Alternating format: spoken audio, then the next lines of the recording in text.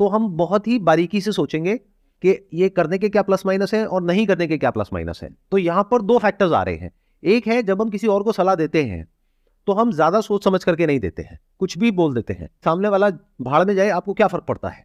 That is one.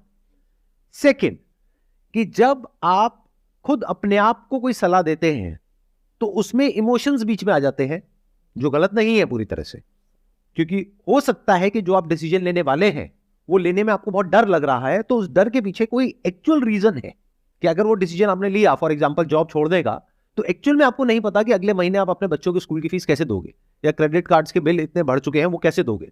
तो वो कोई हवा में नहीं है डर, किसी भूत प्रेत से आप नहीं डर रहे हो, रियल प्रॉब्लम है जिससे डर रहे हो। तो करना क्या चाहिए, चाहे किसी और को सलाह दो, चाहे खुद अपने आप को सलाह दो, आराम से ठंडे दिमाग से बैठ करके एक प्रॉब्लम का सॉल्यूशन निकालना चाहिए। मतलब मैं ये नहीं कह रहा कि उसको गलत सलाह दो और खुद को सही सलाह दो, नहीं, हमेशा सही सलाह दो।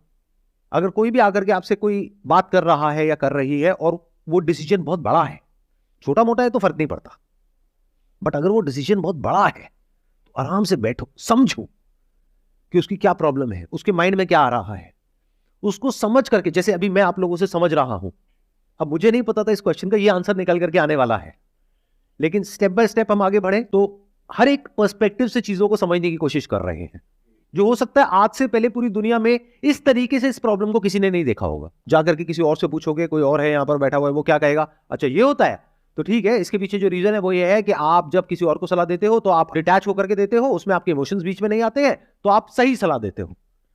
लेकिन जब खुद की बारी आती है तो इमोशंस बीच में आ जाते हैं, इस वजह से आप सही डिसीजन नहीं ले पाते हो। कि कितना सुपरफिशियल लेवल का आंसर है ये। आंसर सुनने में आपको बड़ा अच्छा लगेगा कि हाँ मेरे को मेरी प्रॉब्लम का सॉल्यूशन मिल गया, बहुत ही बेकार सॉल्यूशन है ये। इसमें बहुत सारे फैक्टर्स को हमने कंसिडर नहीं किया, उसको इग्नोर कर दिया। जैसे एक बहुत बड़ा फैक्टर ये है कि क्या जो इमोशंस हैं वो बुरे हैं, क्या बिल्कुल ही बेसलेस हैं, क्या उसके पीछे कोई रियलिटी है इमोशंस के पीछे, या साइकोलॉजिकल फियर्स हैं।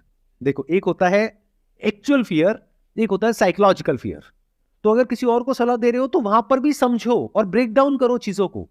अब आप कहोगे उसमें मेरा क्या फायदा है, अरे आपका ये फायदा है, अगर आज आप उसको अच्छे से गाइड कर रहे हो तो कल खुद को भी अच्छे से गाइड कर पाओगे। मतलब हम क्या कर रहे हैं, हम दो एक्सट्रीम्स में ऑपरेट कर रहे हैं। जब कोई और हमारे पास सलाह लेने आता है तो बहुत ही घटिया लेवल की सलाह हम फटाफट से दे देते हैं उसको, बिना डिटेल में समझे कि उसकी लाइफ की एक्चुअल में प्रॉब्लम क्या है, कि वो किस स्टैंड पॉइंट से क्या पूछ रहा है या पूछ रही है। हम कुछ भी सलाह दे देते हैं जल्दीबाजी में।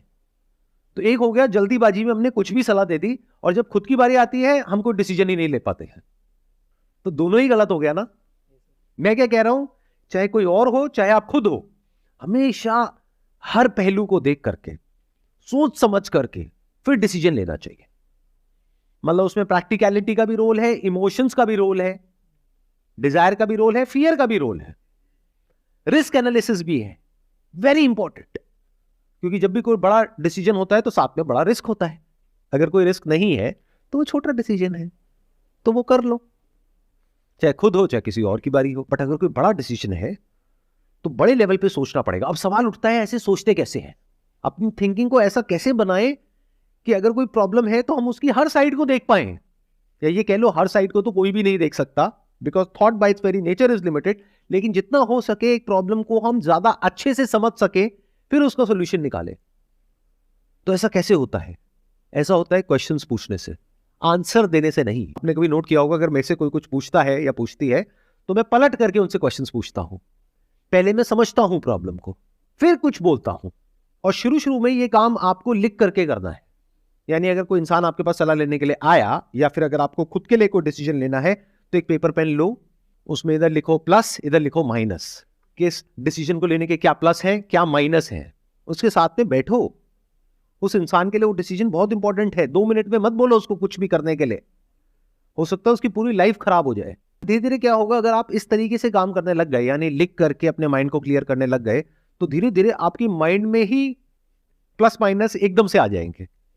प्रैक्टिस की बात है, इस तरह की हमारी प्रैक्टिस नहीं है। तो क्या गलती करते हैं कि अगर कोई हमारे पास में आता है सलाह लेने के लिए तो फटाफट से सलाह दे देते हैं, चाहे उसका हमको कोई नॉलेज है या नहीं है, एक्सपीरियंस है या नहीं है। जैसे कोई आया कि ये बिजनेस करना चाहिए, अब आपको बिजनेस के बारे में ABCD भी नहीं पता, नहीं नहीं ये बिजनेस तो बेकार है।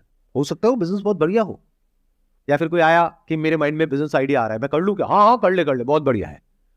आपको क्या पता बिजनेस के बारे में? क्यों बोल रहे हो, क्यों जवाब दे रहे हो? उसको बोलो भाई एक काम कर, मेरे कॉन्टैक्ट में ये है, या तेरे कॉन्टैक्ट में इनको बिजनेस के बारे में पता है, चल हम दोनों मिल करके उनके पास चलते हैं, और पहले हम इस बिजनेस प्लान को जो तेरे माइंड में है लिख करके इसके प्लस माइनस निकालते हैं अपने स्टैंड पॉइंट से, फिर उनके स्टैंड पॉइंट से समझेंगे, फिर डिसीजन लेंगे कि करना चाहिए नहीं करना चाहिए, करना चाहिए तो कितना पैसा लगाना चाहिए, रहेगा इसमें 20 लाख रुपए लगेगा, क्या कोई ऐसा तरीका है कि 2 लाख में काम हो जाए, ताकि रिस्क कम हो जाए? क्योंकि अगर 20 लाख चला गया तो फिर तू आगे क्या करेगा? तो कभी भी किसी को गलत सलाह मत दो। जिंदगी में गलत सलाह क्या होती है? गलत सलाह सिर्फ ये नहीं होती है कि आप जानबूझ करके उसका कुछ बुरा कर रहे हो, गलत सलाह यह भी होती है कि बिना एक प्रॉब्लम को समझे आप किसी को सलाह दे रहे हो। मैं आपको प्रैक्टिकल एग्जांपल देता हूं।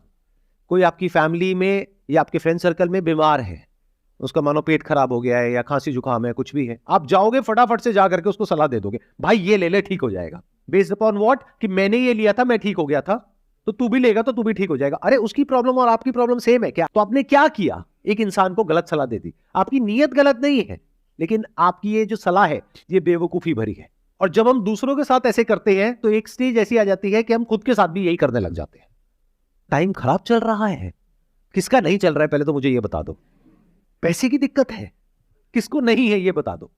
रिलेशनशिप्स की दिक्कत है, घर में कलेश होते हैं, किसके नहीं होते हैं ये बता दो। शादी के बाद अगर एक छत के नीचे रहते हैं तो हेल्थ के लेवल पे प्रॉब्लम चल रही है, एक के बाद एक आ रही है, किसके नहीं आ रही है बता दो आज के टाइम में। तो जब ऐसी 2-4 चीजें हो जाती हैं किसी की लाइफ में तो हम उल्टी सीधी सलाह उसको देने लग जाते हैं। कुछ तो हुआ है, या तो किसी की नजर लगी है या कहीं किसी ने कुछ कर दिया है। क्या कभी ऐसा हुआ तू घर के बाहर निकला हो और कहीं कोई हरी मिर्च है ये वो नींबू वींबू कहीं कुछ? हाँ एक बार हुआ था, चाहे कोई बंदा भेलपूरी खा रहा था उसमें वो करके उसने फेंक दिया। हाँ एक बार हुआ तो मेरा पैर भी पड़ गया था। बस यही चक्कर है। चल तू एक काम कर, तू वहां जा, देख सब ठीक हो जाएगा। अभी कैसी सलाह है? क्या समझदारी वाली सलाह है या बेवकूफी भरी? तो जब आप ऐसी बेवकूफी भरी सलाह औरों को देने लग जाते हो, और हमारे आसपास में भरे पड़े हैं ऐसे लोग, तो एक दिन आप खुद भी ऐसे ही हो जाते हो, आपको पता भी नहीं लगता है।